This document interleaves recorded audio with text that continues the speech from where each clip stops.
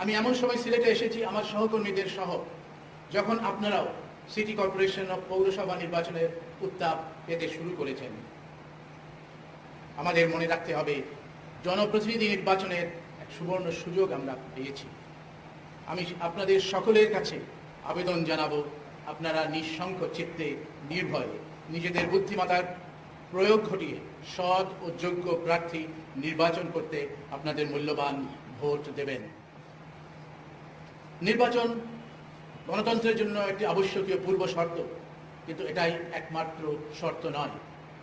সেজন্যই আমরা মনে করি যে নির্বাচনের মাধ্যমে আমরা যে গণতন্ত্রের উত্তরণ ঘটাতে চাচ্ছি, আপনাদেরও যে আকাঙ্ক্ষা, সেই গণতন্ত্রের উত্তরণের জন্য গণতন্ত্রের এক গুণগত পরিবর্তনও প্রয়োজন।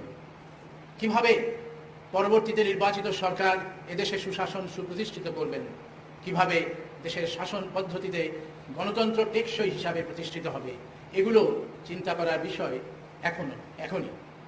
আমি আমার 12ই মের ভাষণে কিছু কিছু বিষয় নিয়ে উল্লেখ করেছিলাম।